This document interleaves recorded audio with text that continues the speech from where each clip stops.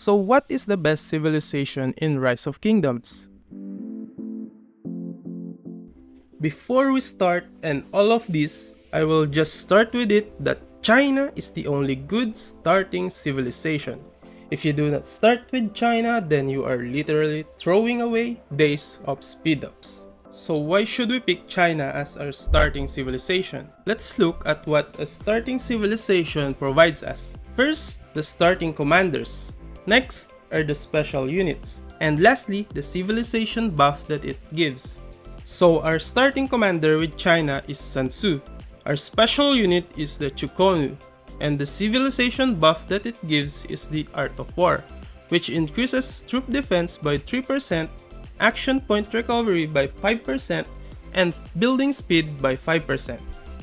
Sun Tzu is the absolute best epic commander in the game, but we are not picking China because of him.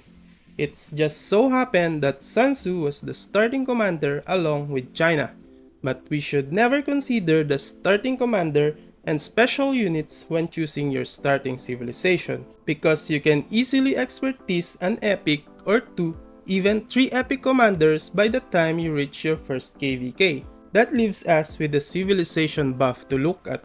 So let's look at the buff China gives. It increases troop defense by 3%, action point recovery by 5%, and building speed by 5%. At the start of the game, we will be upgrading a lot of our building to build our power.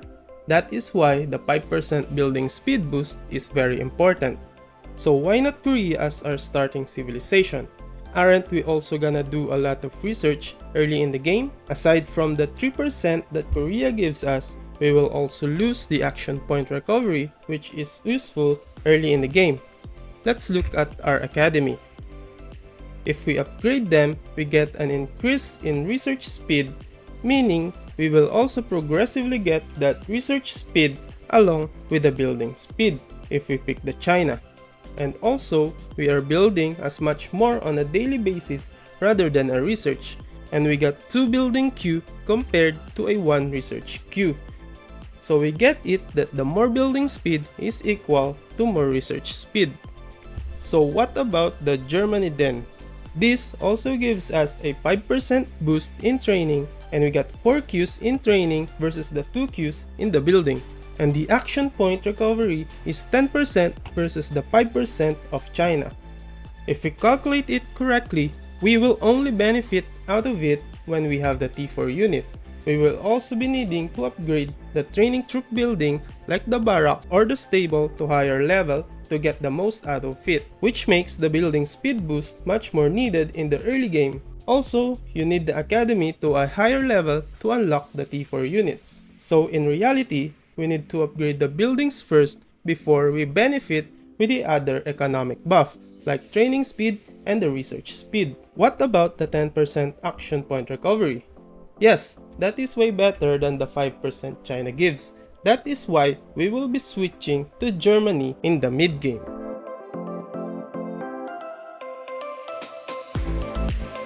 So when should we switch to Germany? We have 2 options here, City Hall level 22 or City Hall level 25. You can switch early to Germany when you are City Hall level 22, as long as you unlock the T4 units, which are the infantry, cavalry, and archer. You should also have your troop training building at level 21. If you got this list done, you can now switch to Germany. It is also okay to wait until you hit City Hall level 25. There is not much difference if you switch early or level 25, but I ultimately recommend that you switch as soon as possible to have a better progression on your account.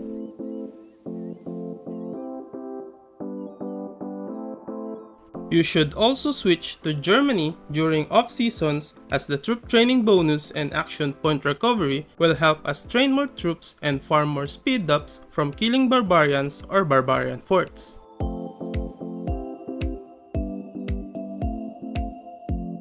So what should be my civilization in the endgame or during our KVK? We have 2 options here.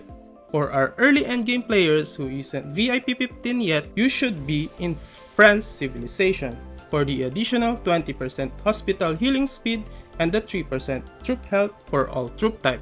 meaning archer, infantry, cavalry will get 3% health buff, which also means the buff is really 9%, unlike the buff from the other civilization, which is a 5% stats to a specific troop type. And you, as a smart player, shouldn't be a single troop type user in the late game anyway. Now, for the VIP 15 plus players, you can now switch to Ottoman Empire for the additional 5% skill damage. Now, this is also for all troop type, not just one, meaning all your troops will benefit from the 5% skill damage bonus, which when paired with the Twilight Falls will become even more better. Also, VIP 15 gives you plus 50% healing speed bonus, that's why we can now afford to lose the 20% healing speed that the friends provide. With the addition of Smite meta commanders, will this affect us choosing Ottoman Empire? I don't think so, as we will still have more skill commanders in our marches.